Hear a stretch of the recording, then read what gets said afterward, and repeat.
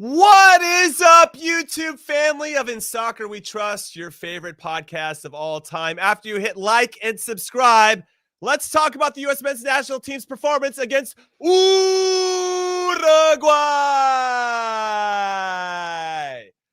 Yes, what is up, everybody? And welcome to another exciting installment of In Soccer We Trust. This time we're doing a recap of the game. U.S. men's national team versus Uruguay.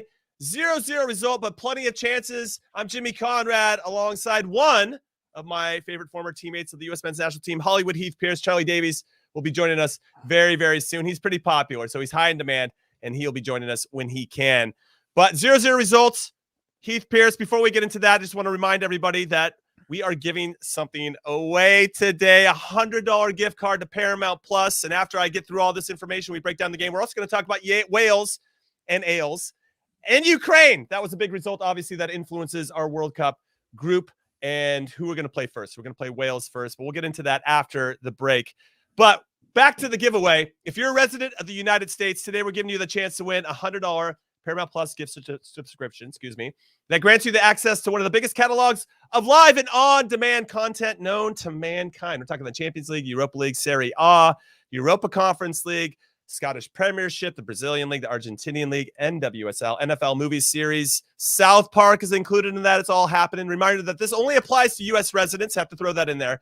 And to enter, follow ISWT Pod on the Twitter and drop your Twitter handle along with P+ in the comments right now. If you're listening to this later on a podcast platform of your choice, go find the video on YouTube, put your Twitter handle P+, and that'll be entered to win. Our producer will pick it out, and we'll announce the winner on next week's Concacaf Nations League preview show. Okay, I'm done with that. Let's talk first, though, Heath. Before we get into the result, the 0-0 game, what did you think about the lineup from Greg Berhalter? Because I texted this to you. I thought it was kind of boring. I wanted to see Haji Wright. We got to see Joe Scally, but I also wanted to see maybe a McKinney-Aronson partnership in midfield. And instead we got MMA, which I thought did very well in the first half, but I'll let you get into your thoughts first. Talk to me about the starting lineup. Yeah, the lineup itself was a little bit disappointing. Now, the upside, just to get straight into one thing that we can take off the list, I don't think Joe Scally's there yet, personally. I think he's showing glimpses. I think he's still a little bit too green for the international level, just because now getting to see him for the length of time that we saw him today, he looked a little bit off the pace and knowing what to do and when. You know, when the game got quick, kind of what decisions to make. I don't think he had a bad game. I just think he had an off game, and I think that's an indicator of the lack of experience that he has. Not quite there yet. Now, when I was 19 or when I got my first cap, I think I was 20 years old, I also probably wouldn't have wanted to be judged off of one single match. But we are in this World Cup cycle, and that was when I came in too, of not quite really being ready for the 2006 World Cup cycle, right? But that's what we wanted to find out about him and others. It's like the sink or swim time, because we're running out of time to evaluate players. And I think that's a great thing, by the way, that we're able to, I at least, and maybe you feel differently. For him, I could say probably not my guy, which actually gives a lot of life back to who? George Bello?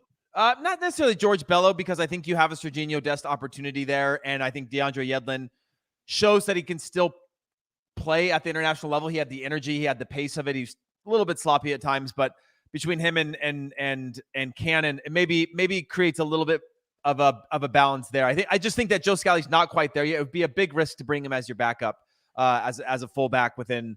Do you feel like using Scally as an example, you need more of a sample size? Because I know we're going to get into the center back conversation as well. And we only got Carter Vickers for 45 minutes out of these first two games. So we only got 45 minutes from Eric Palmer-Brown.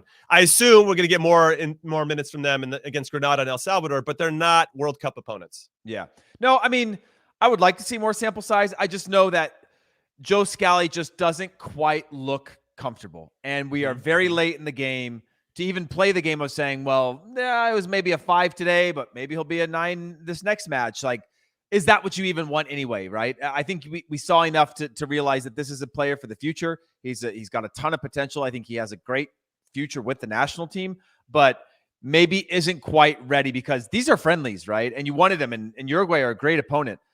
But to assume that wouldn't happen in a World Cup where the consequences are much higher, I just think that at least I have enough. If I'm Greg Berhalter, I have enough at the moment to say probably not going to be the player that I rely on for this World Cup. But right after that World Cup, this is a player that, again, right in the mix again. trying to see what he does within the national team and at the club level. Well, what I'll say is that his versatility plays into his favor because he can play the left side and the right side, and Greg tried him in both, and obviously against a very good opponent.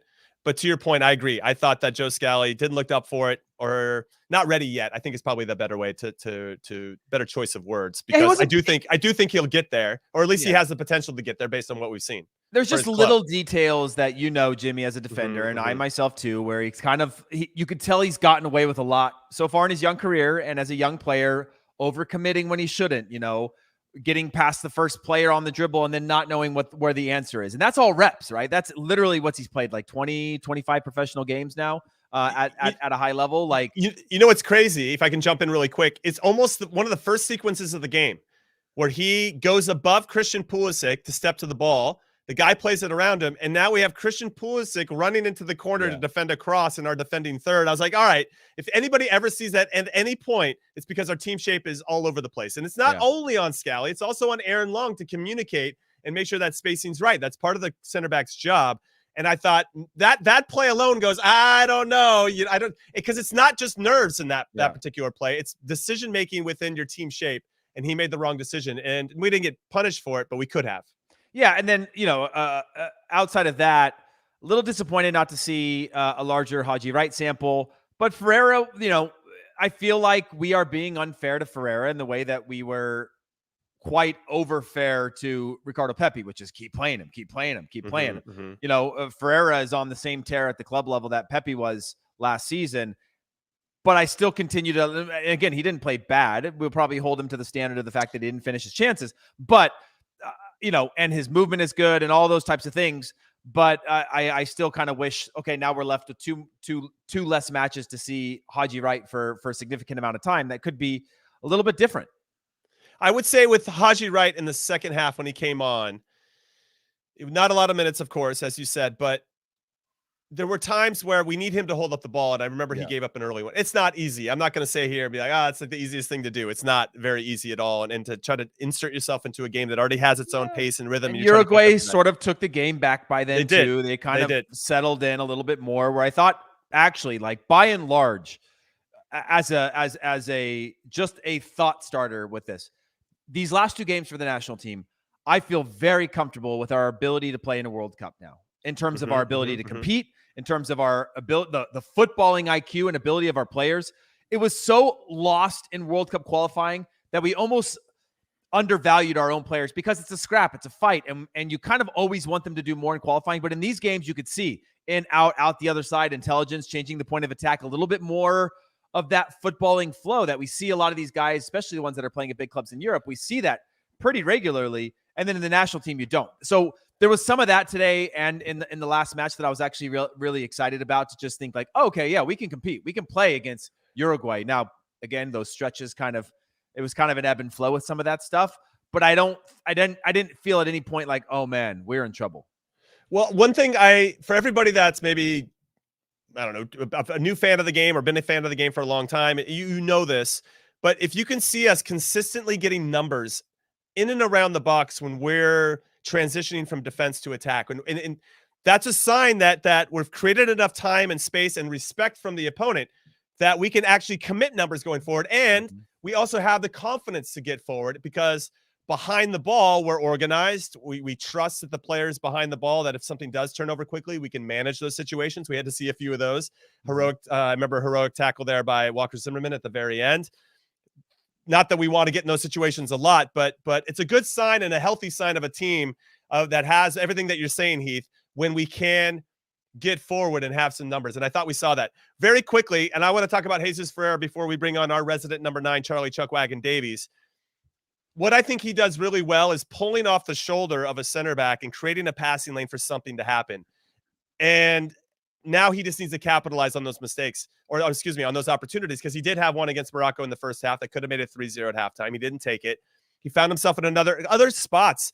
And I actually thought that our play in the attacking third looked a lot better when Ferreira was in, as opposed to Haji Wright. Now, this is with all due fairness to Haji Wright, because he didn't get the same type of minutes. He didn't start a half or a game, which obviously allows you to kind of insert yourself. It was clunky when he was on, though. It was. And I don't mean Uruguay had taken it back at that point.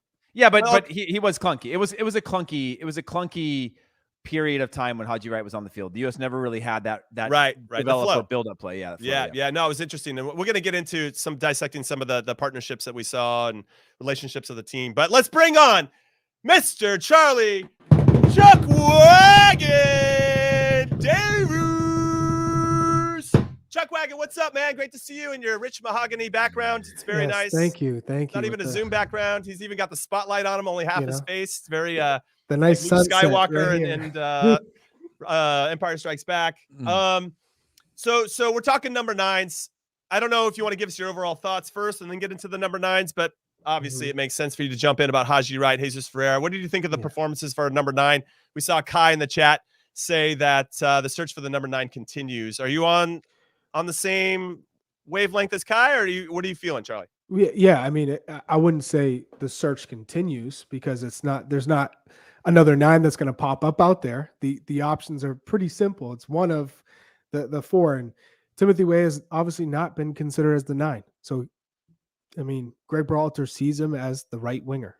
I think Ricardo Pepi is still in a prime place to take over the 9 spot, because what it comes down to is the fresh preseason and playing time gets his confidence back. He's going to be the 9 if that happens. Those are all. Fully agree. Do you think that Ferreira? I mean, just to jump in on Ferreira, do you feel like what I like about him is at least we're seeing him get, even when he started against El Salvador, right, in that must-win game for us in qualifying, he didn't score all the chances, but he gets himself in good spots to make that happen. You have to think at some point it's going to, right? I'd say there are instances where he gets himself in good spots, but from what I saw today, he went down because he lost the ball. The first 4 touches, he loses the ball.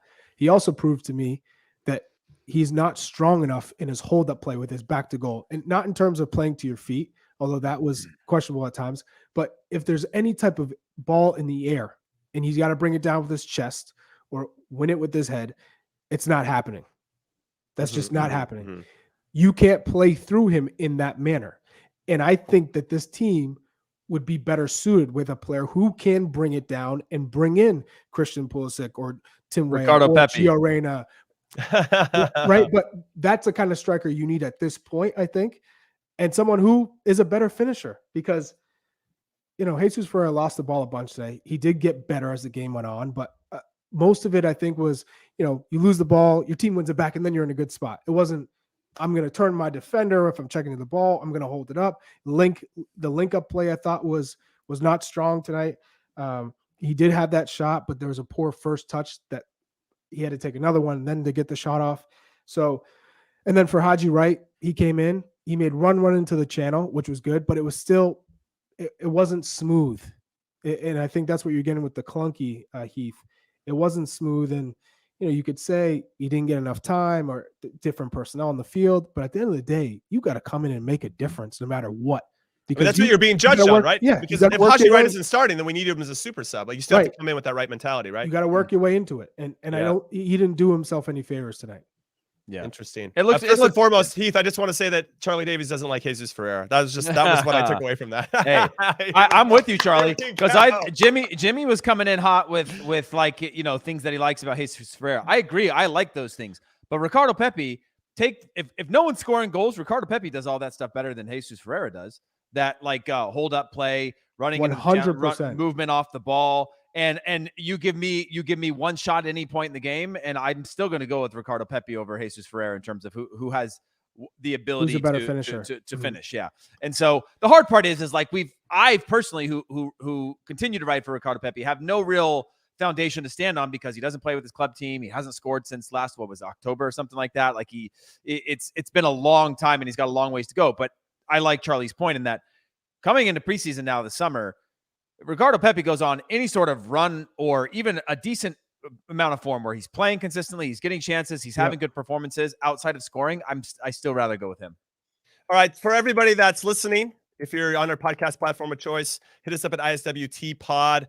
Let us know who you think the number 9 should be right now if we started the World Cup tomorrow. Everybody else that's watching live here on the YouTubes, let us know in the comments. Very curious, because I think it's wide open once again. And I think what's going to happen is that somebody's going to dominate Granada or somebody's going to play really well against El Salvador. Like, that's our guy, but then it's not the same type of quality of opponent that we're seeing against a Morocco or a Uruguay, which obviously are going to be a little bit more difficult to get that same time or space. And when you play in a World Cup, it even jumps up another level or two in terms of quickness and decision-making and all that good stuff. Let's go line by line. Sean Johnson, somebody asked me who my man of the match was. I think I had to say Sean Johnson just because of that unbelievable save that he made. Heath, I'll come to you first. Was there anybody that jumped out at you, and then we'll go line by line, but let's go with man of the match as we're talking about number 9s and just kind of singling out one particular thing. I thought Sean Johnson was a surprise starter first and foremost, but he came in and he was steady and he made a key save when we needed him to. I don't know if he's angling for number 3. Do you think, why would you start him if you didn't think he'd be an outside chance for number 3? Well, this is what's interesting to me is that obviously Greg, when I talked to Matt Turner, his whole thing was, well, Greg was valuing the time that Zach Steffen was spending at Manchester City over Matt Turner playing in Major League Soccer, right? There was a valuation of his daily environment and not playing over his daily environment and playing. Now they're both going to go to these clubs. We'll see what Steffen does in the summer, but potentially not play. And now Greg Berhalter's position is like, who's playing, who's got the hot hand.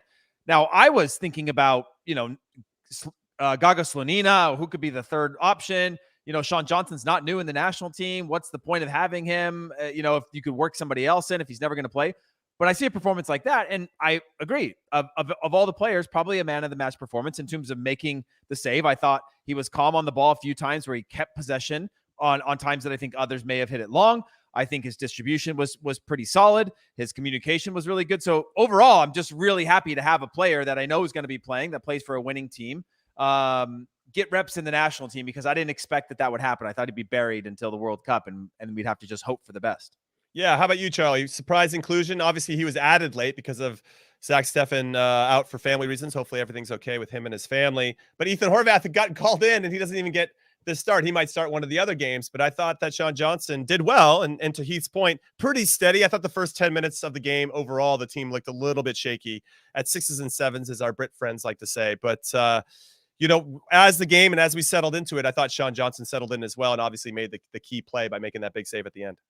Yeah, I think Sean Johnson did enough to earn himself man of the match. There were a few shaky times with the ball at his feet. Mm-hmm. So let's not get that twisted. But in terms of being a great shot stopper and coming up with the big save, he did that. Probably second place on man of the match is probably Tyler Adams, just because he was all over the place and defensive midfielder. Basically made their 10 irrelevant in the first half. I thought he did pretty well. I'm interested to see who you guys think hurt their stock in this game. Well, we said Joe Scally. We said Joe Scally. We said Joe Scally.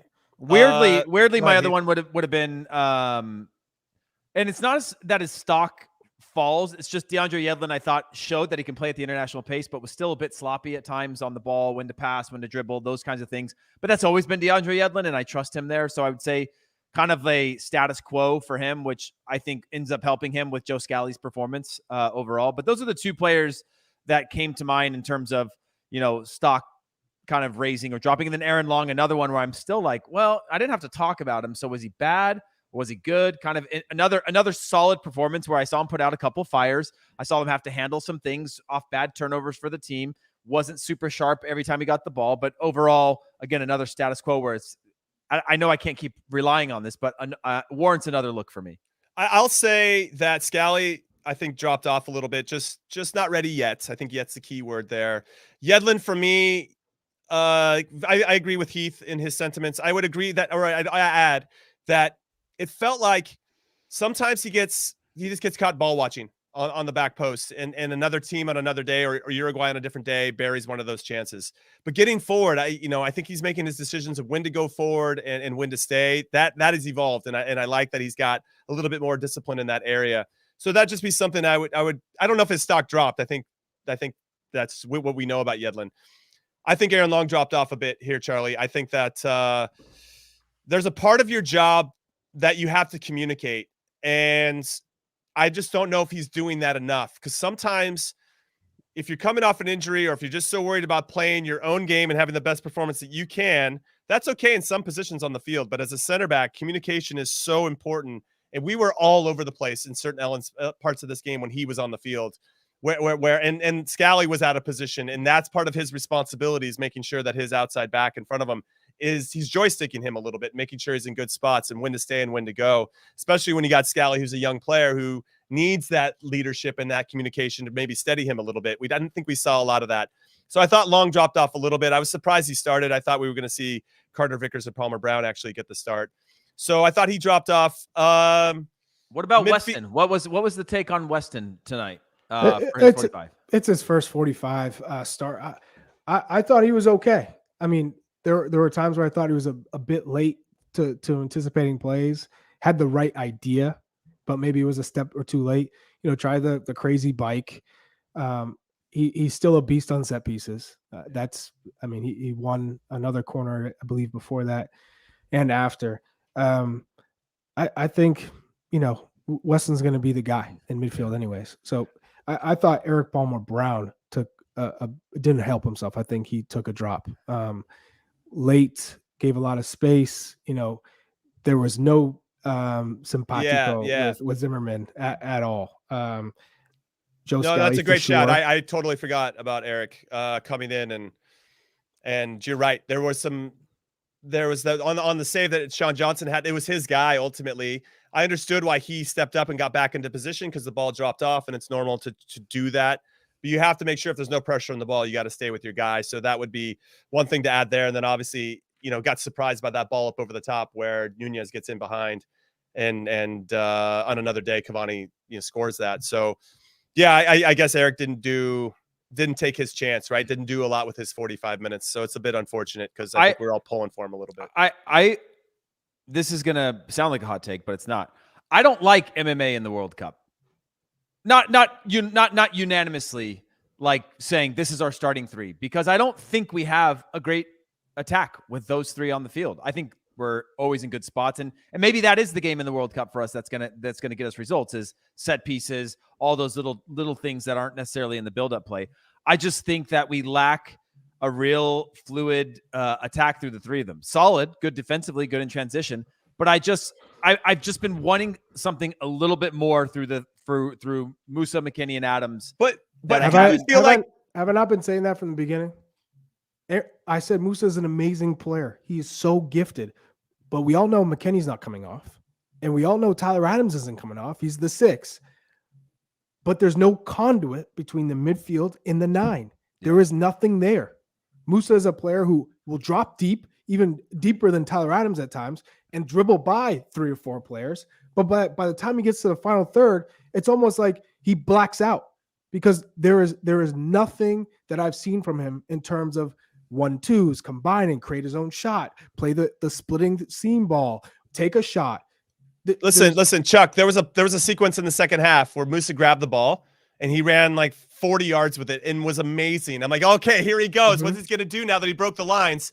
And he got the ball cut under his feet. 2 guys closed him down. I'm like, and players open, by the way. That was a counterattack. Right. And Charlie Davies gonna be so pissed right now. I know he's screaming at his television because Musa has that ability, but kind of similar. He's just not there yet in these elements that we need him to have, to your point, Heath, where he can allow us to kind of connect those dots in a way that maybe other players can't. When Musa and Aronson I wanted together, to see McKennie and Aronson in the midfield together. That's why I wanted to see it. And I was pissed when we didn't get a chance. Yeah, when Musa and Aronson are together, Musa's much higher up the field. Weirdly, he's in different pockets a lot of the time than when it's him, and he's a lot more conservative and deeper, like advancing the ball on the dribble. But when he's with Aronson, he's higher, and I would love to just see him be the advanced one with McKennie, and have McKennie be a little bit more of that connective tissue between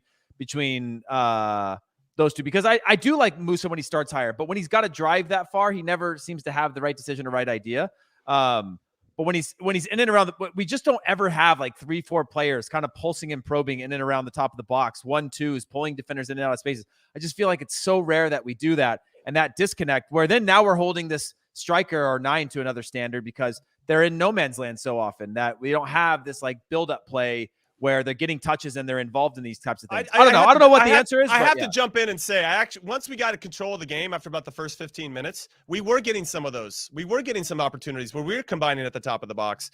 And I don't want that to just be discarded because of other elements of the game where we didn't do as well. We weren't doing that consistently. But there were about 20, 25 minutes of that first half where I was like, shit, that's a great sequence. Ball goes up like Walker and Christian Pulisic runs in behind. Ferrer drops in the midfield, brings a center back. Christian gets in behind. Walker plays another good ball. We end up getting a corner out of it. Weston McKennie had joined the attack. We're getting Yedlin forward. There were these little elements that I saw, and I was actually like, okay, MMA is doing something. But once the second half started, I think Uruguay made some adjustments. They made some subs where they probably threw on some better players. We maybe got a little bit tired, and that's where we lost a lot of steam. But I don't want that 25 minutes in the first half to be discarded because I thought there were some good elements there. Now, whether we can extend that over 90 in the World Cup, I think that's a discussion to be had. But I wanted to see McKennie and Aronson, and I hope we see it in the next 2 games.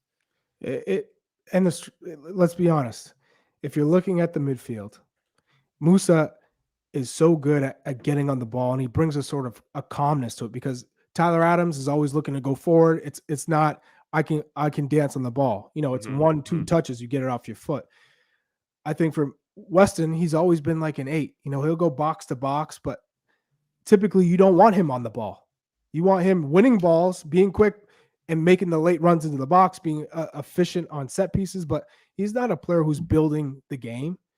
So Musa complements them in that respect because he's that one midfielder who will say, hey, pass me the ball into pressure. I can get us out. I can dribble out of pressure or I can find the next guy. He's clean, so clean technically. My problem is when he gets to the final third, there have been times where he has no options. And you could see it. He's looking around, or who am I going to go to? But no ideas or no options? Both. Yeah.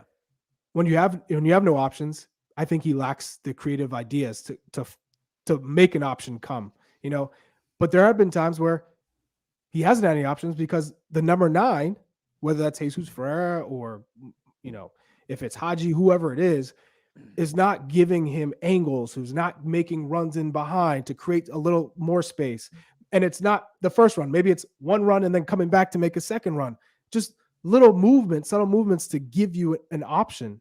And then that space creates another one. So, right. It's really difficult because that 9 is so important in not only the build up to skip the midfield, hold it up, and then find McKennie, Musa, or Pulisic or Weah, but also in the final third, playing those little slip in balls or being somebody who can come for a ball, check turn, and then smash it from 20 yards out. We don't have that right now. So there needs to be either another player brought into the fold, like maybe Charlie. You're so mad, man. There's like everybody wants to know what's going on. Why is Charlie so mad? And Heath, because we're on the cusp. We're on the cusp of something big. We're missing like one part. Tell me I'm wrong. I'm not saying you're not wrong. Let's pretend Charlie's not here, Heath. Why do you think Charlie's so mad right now? He's really mad. Yeah. And so Andre said, did Musa take Charlie's girl? That's funny. I agree with Charlie that there's these flashes like today again. And I said this before Charlie had jumped on. These last 2 games, I came out thinking I was kind of worried about, do we actually have the quality? Is this perceived quality in World Cup qualifying? Because it's just so different. But now in these last 2 games, 2 very different types of opponents, 2 technically good teams that are going to be competitive at the World Cup.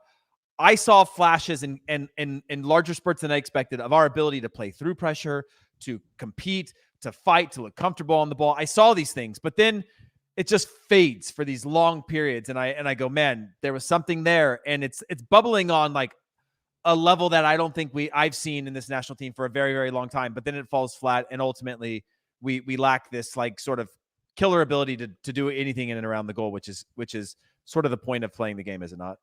I think what concerns me is the type of opportunities we're giving up. How many crosses they flash across Sean Johnson's box in that first 10 or 15 minutes? And then they did it a couple more times in both halves where you're like, if we give up these types of chances, we're going to get absolutely punished because but Jimmy, we did this. The upside, and sorry to interrupt your thought. No, go ahead. I want you to finish. Is that we were able to cut that out at a certain point. And this team previously, we've seen even going through 2018 and some of the games here, even in World Cup qualifying, usually it goes bad for 45 minutes. And then we get a chance to bounce back for a come to Jesus moment in the locker room. At least we phased out of those things. And we saw some a bounce back where we actually had, like you had said, 20, 25 minutes where we were really good after that. Now, like you said, a good team punishes you. Maybe you're 1-2-0 down, but that's any game, any opponent, any club, international, whatever. But the fact that we stayed in it, we're able to like sort of round that corner, I think there's some sort of positive in there as well.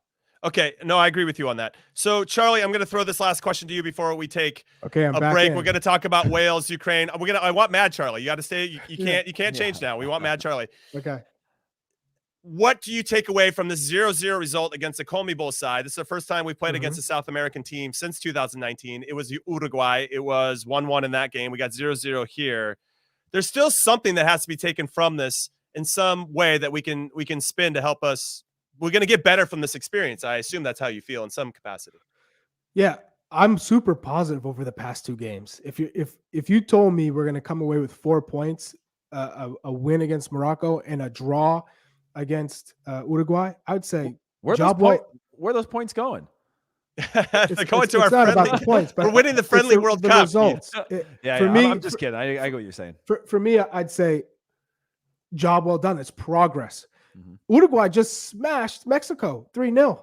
I know the last 30 minutes was that A team, and we didn't get enough of them, but that's still, they had Darwin Nunez. That's a striker who's going to go for $80 to $100 million. So when you're talking about some of the players that the U.S. faced, sure, they gave up some opportunities, and Cavani probably should have finished at the end. Darwin Nunez had some chances in the first half, but we came out with a clean sheet. There are some things that we saw. You talked about the 25 minutes or so where we controlled play. We were good on the ball. We were confident. Those are things you can build off. There was nothing glaring for me that I'm like, oh, damn, we're in trouble, except for just the clarity at the 9 position. Because I thought after these 2 games, I thought we would have been a little bit closer to saying this is going to be our 9, whether it's Jesus Ferreira, whether it was Haji Wright, and it's still a big question mark. No, there's still some questions that need to be answered. Thankfully, we do have a little bit more time. We got 2 more games in this window, 2 more in September, and obviously the first half of the club season to figure out who that player is going to be. Hopefully we get that identified sooner rather than later. I would assume, speaking for both of you guys and our producers, maybe we have that number 9 figured out by the September window, so we're not still having a guessing game leading into November who's going to be starting against Wales on November 21st. And speaking of Wales, we're going to get into their big win against Ukraine right after this break. So don't go anywhere. I'm not comfortable living in a hot dog. It's still way better than your house, kitty. I can't do this anymore, Mom. If you won't listen to me, then I really don't have a choice. So you're running away? South Park, the streaming wars. Now streaming. Okay, well, I'll see ya. Bye, honey.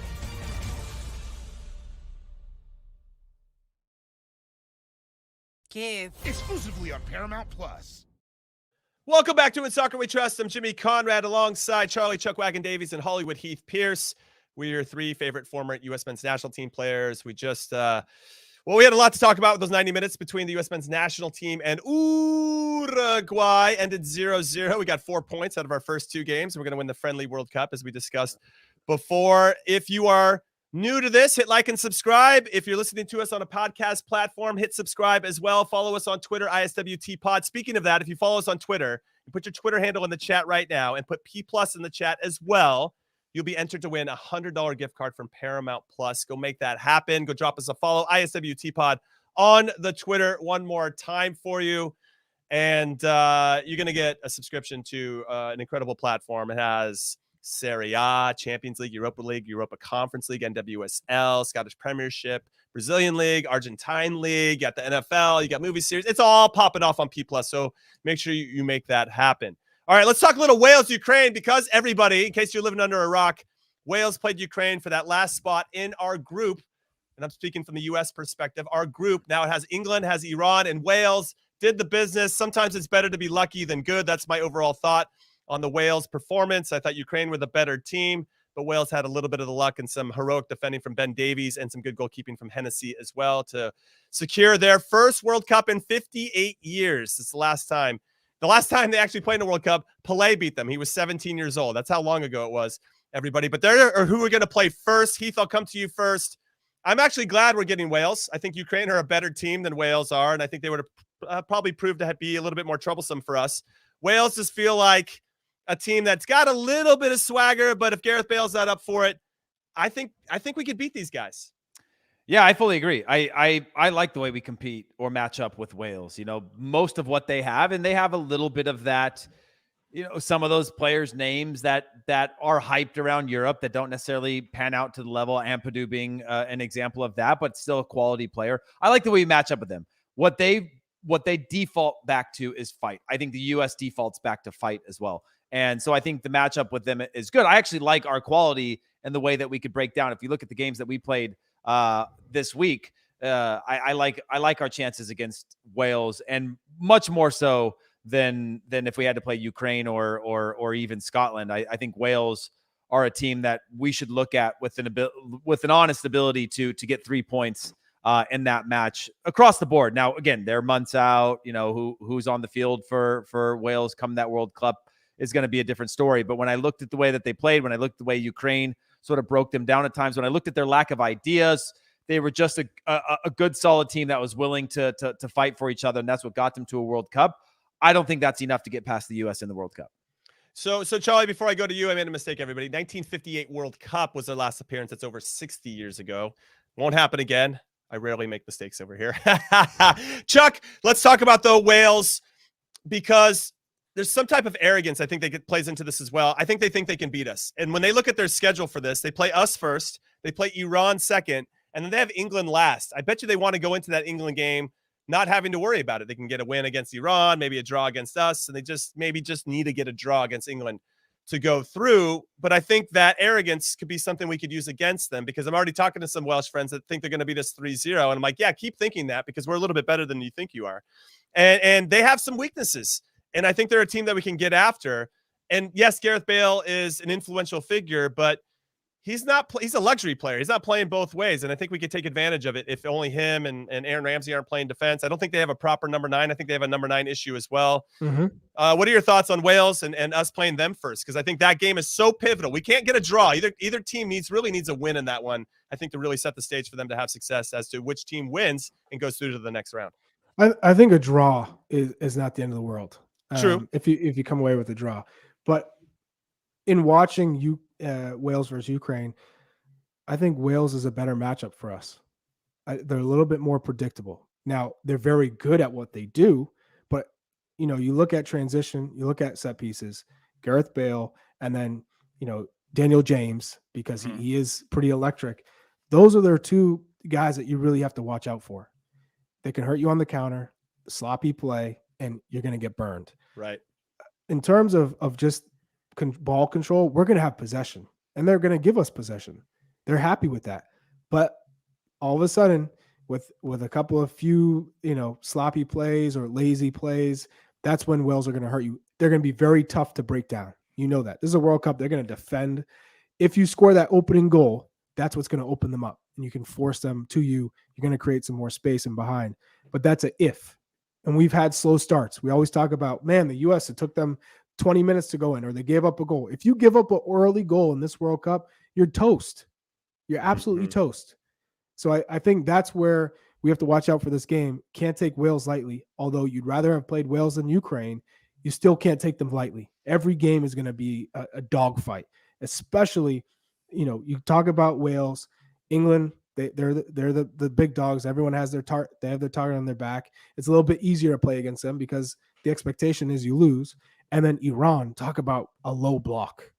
Yes, they have some playmakers, but they're going to defend. They're going to invite you up and then look to hurt. So that first game is going to be crucial in getting the first goal. Jimmy, let me ask you this. Yeah, shoot. After these last two games for the U.S., I know we were all confident in the group because I think we got a pretty solid group for the U.S. in terms of our odds and chances compared to other groups or even Concacaf. I mean, Canada's got a harder group than us. Exactly. I agree with that. But I came out of these two games now, and I know they're friendlies, but they're against good opponents, and we haven't seen them in so long. And I was stuck in this world of, like I mentioned, with qualifying, which was ugly and scrappy and kind of second-guessing a lot of my own thoughts, coming out feeling like, okay, there's actually a team somewhere in this that can compete. That is World Cup quality. Yes. Do you feel more confident now after these last two games in the way that our team can match up with the Wales, that we can match up with an Iran, in terms of like our actual chances versus just the confidence of our national team? Well, what's interesting is I still have questions or the same questions that I had after these 2 games. Who is our number 9? And this is us collectively. And also, who's our best center back pairing? Because I don't think that's been sorted out either. Jimmy does not like Aaron Long, huh, Charlie? No, I'm No, not he saying that. he just Wee. absolutely tore up the center backs right now. Oh my I'm god! just saying, it just hasn't been answered yet. just ripped a piece of paper. Why is he you guys are giving me why is some he of my so own medicine. angry? I get Took it. a piece I of get paper, I get ripped it right in half, and was Yeah, like, right, "These two right, things right. don't go together." I'm you just know? Why is he saying so it hasn't angry? been solidified yet. I don't get it. I'm angry because Eunice Musa took my girl. That's why I'm angry, Charlie. So Charlie. So what I'm going to say is, we still what happens when Gio Reyna comes back into the team, Serginho Dest, when we start to get these guys back in, how can we get them inserted in and obviously build off of that? But yes, to your point, Heath, there were some sequences that I saw that were fantastic that I think can hurt any teams out there if the timing's right. We're moving together as a group on both sides of the ball. When I think about this Wales team, though, this is a core group of players that have been together for a long time. This is a team that made a tremendous run to the semifinals in the Euros in 2016. And the Euros last summer, they got to the round of 16.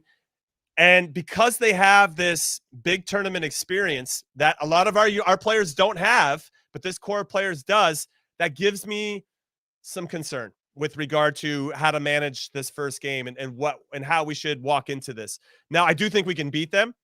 I think that we have the quality to do so. It's just those chances that we're giving up right now that I don't, obviously a team with quality, a team with a Gareth Bale on it is going to get a chance or two, and they're going to be dangerous. I just feel like we're giving up maybe too many of those. Matt Turner had to make a lot of saves. We still have Sean Johnson, and we're doing a lot of heroic defending. I want to limit that to and minimize that as much as possible. So that's where I'm coming from a center back perspective. So maybe Aaron Long took my girl. I don't know what's happening. So that's ultimately what I'm talking about with regard to that. But I wonder, and now also Wales, I think we're really nervous going into this, Charlie. I'll get into your final thoughts on Wales but with regard to, I think they were nervous for this Ukraine game. Ukraine looked a little nervous too. They lacked a little bit of that quality in front of the goal, but now they have 5 months to prepare for us. And I wonder, they're going to say all the right things, but I wonder how ready they're going to be for us. Cause I think we can hurt you in a lot of different ways, to Heath's point. Yeah. Wales is a team, they play with the 3 in the back. Ben Davies is the one who puts out a lot of fires for them. He was a stud defender for Wales in the Premiership, hot and cold. But I think Ramsey is kind of the X factor with this group because he hasn't been good for a bit. The move to Juve, I think, kind of took him off because he was flying with Arsenal. Then with Juve, it's kind of been shaky. And then with Rangers, it's been a short-term deal. So looking at what his next move is, because that's a creative playmaker. That's a player when he's at fit and he's doing really well. He can break down the US. He can get in those pockets. He can be the one to create for Gareth Bale, for Daniel James. So the Wales team is a team that I would be cautious about for sure. That's not a gimme game. It's going to be super difficult, especially when the way they defend. But it's a team that you should feel pretty confident about. Like if I'm in the US locker room, I'm feeling optimistic. Yeah. So what I'll say, you're not feeling like the underdog. You're feeling like, if we execute, we can win this game, as opposed to being like, hope for the best or like get 1 or 2 chances, squeak it out type of thing that you're going to do in an away game in Concacaf. I think it's coming down to that last game against Iran, whether we advance or not. And would you like that if they give you those odds? Yes, I would like that. I mean, Iran at that point could have 2 losses, so they might not have that much to play for. Of course, we played them in the 98 World Cup in the last group stage game with neither one of the teams having anything to play for in that last one, and they beat us 2-1. So, yeah, I would take it. I guess it depends on how we played leading up to that game, but all you want is a chance in that last game. We had it in 2002 when I played in 06. We had a chance. We had to beat Ghana. It didn't work out. And when I think about that game in particular, we made 2 mistakes and we got punished for it. And if we make those same types of mistakes or similar things that we saw today, we are going to get punished. And I just want to make sure that I'm going back to that. I'm feeling like I'm wearing my dad hat right now. You should know better, guys, to get your shape out of position. But yeah, it's tough. It's interesting. Now let's pivot over to another piece of news. And Heath, I'll throw this to you first. Want to get your thoughts on this. But Canada had a game against Panama. Well, initially it was supposed to be with Iran. That got canceled because of some history between those two, and just go read up on it. It's and I understand why they didn't want to play them, and they shouldn't have never scheduled it in the first place. But I really encourage you to go to read up on that. So they booked Panama instead, but now they're fighting. Their union, the players are fighting against the federation to get something similar to what the women and men have done over here with the U.S., which is very inspiring that we are now role models in this space as opposed to fighting each other all the time. Now, but they ended up canceling their game in Vancouver against Panama, didn't even play it to make sure that they're being heard and that this gets adjusted and fixed before this World Cup starts. What are your thoughts on this whole Canadian national team situation?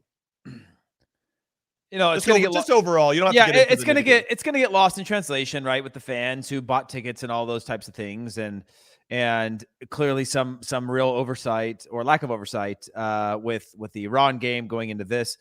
But I like the way that things are setting into motion. If you're Canada right now, and I remember when we were in the national team and you got business class flights, we had really good bonuses and things like that. Canada didn't have any of that still, right? And Canada, quite frankly, weren't popular in Canada. They weren't getting results. They hadn't qualified for a World Cup, but now they're turning. I'm talking about the men's team. The women's team has been fantastic for a very long time, but the men's team has now rounded a corner, and we're seeing the building blocks of what I think could be a significant footballing sort of national team for the foreseeable future. And I think what the U.S. did on the men's and women's side coming together, and what I think is setting a precedent, is allowing Canada to look at that and say, hey, we deserve more. We want more. We have now elevated this program to a certain level, and now they're asking for a bit more. Now, whether that's grounded in reality or it's just going to the extreme, I don't know, because I haven't really read up on the significance of what they're asking for or what they're not getting that they want. But I do think a lot of this goes back to what the U.S. has done, and it's setting a new standard and an accountability across national teams to build one, a stronger foundation of funds to be able to support your national teams, but two, start to take care of these players in a way that perhaps they weren't before. We've been spoiled for our U.S. national team program on the men's side. I can only speak to that because that's the only one I've been part of for a very long time compared to other countries. But now that Canada are in the World Cup, they should ask for more, whatever that may be, and see. Well, I got some details for you. So the national team for Canada came out and put out a letter saying federation. I'm going to paraphrase a little bit, and I'll get into the top points. And then Charlie, I want to get your thoughts on this. They said, we have recently learned that in 2018, Canada Soccer signed an agreement with Canadian Soccer Business, another completely different entity. It feels very like Soccer United Marketing and U.S. Soccer, that has completely compromised their ability to leverage the on-field success of our senior national team. To have any chance of creating substantial lasting change for all Canada soccer programs, we need the terms of this agreement to be disclosed and corrected. So they want transparency with this agreement, which hasn't happened yet. They're also asking for a leadership team that can optimize this moment and generate revenue from corporate sponsorship that should be used to drive the game forward at all levels for years to come, grassroots, youth, Paralympic, and senior programs. An equitable structure with our women's national team that shares the same players, same stuff as the men, very similar to what the men and women here with the U.S. did.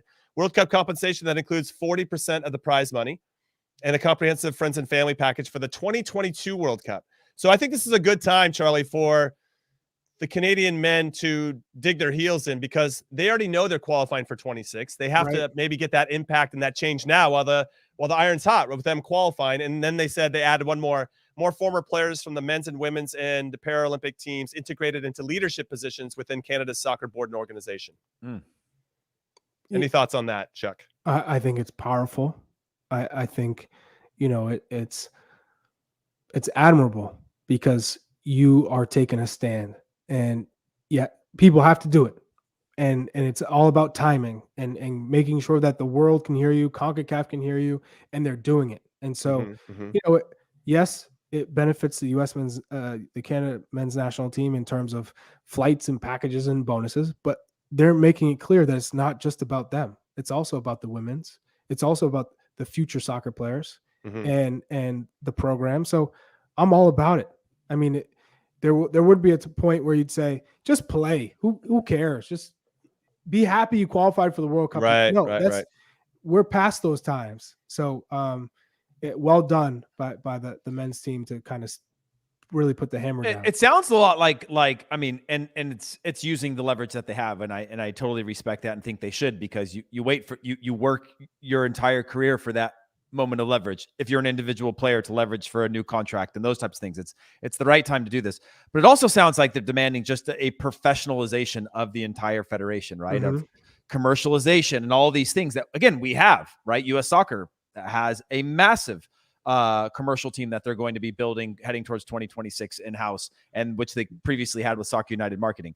It sounds like all of that they're saying needs to just step up a higher level, not have it be this mom and pop program, which it was for a very, very long time in terms of the amount of full-time staff they had. Again, the integration of those players, former players, into leadership roles, which is super important. We're seeing that now with U.S. Soccer with Cindy Cohn. And yeah, I have nothing but respect and solidarity with what they're trying to accomplish, and hope that it works out for the better in the long run.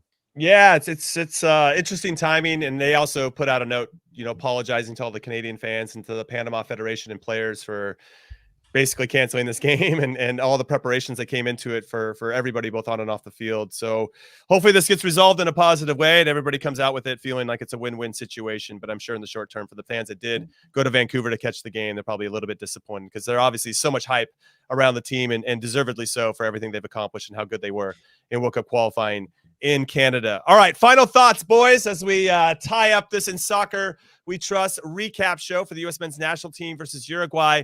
Any final thoughts? Who wants to be on the hot seat first? Are we looking at Heath? I'll jump on the hot seat first. Chuck's mad. Yeah. Your seat's already hot the whole time. Yeah. Seat's hot. I'm confident with this group. I think they've taken a step forward, and now it's about getting it in a rhythm with one another. There was always these questions of who's going to play and the tactics. Everything is nailed down. You really just have two question marks, the 9 and the left center back. And then you got to figure out, of these three players, who plays. Aronson, Reyna, Weah. Right. Of those three players, are two of the three playing? Are one of the three playing in terms of the World Cup? Because all three are going to be at great clubs. And if all three are in form, how do you fit those players in the field? Is it, okay, we're going to put Weah as a super sub, and we're going to make Aronson a super sub? Because obviously MMA in midfield, that's not going anywhere. Unless there's an injury, that's your midfield three. So then how do you figure out to get those guys minutes? I think Gio Reyna, if he's fit and he's playing, he's got to be on the field. That's first choice 11, no doubt. Right. So then it comes into, what's the 9 look like? If we're still in the same place as we are now, come November, and Weah and Aronson are playing, I think we're going to see a false 9, or Weah is going to play the 9.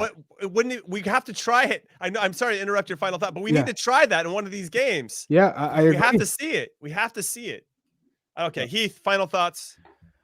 I mean, mine are along the same line as Charlie's. Like, I went from sort of a false sense of confidence coming out of the World Cup qualifying of saying, okay, we made it, now what? To now seeing two different types of opponents, to seeing this team really show not necessarily a confidence to play against these teams, but a true ability to pass, move as a unit, individually. Just the quality of our players I've finally seen at an international level after 2 years of this sort of pre-World Cup, go Nations League, and then Gold Cup, and then qualifying, and all these things coming out of the backside. I see a very good group of individuals that can play at the international level, which I was kind of, again, somewhat hopeful of or somewhat confident of, but now I'm convinced, even though they're friendly. So I'm just excited to see, as Charlie said, them needing to come together and figure out how they're going to go and get results without a goal scorer. But I still like where we're at right now.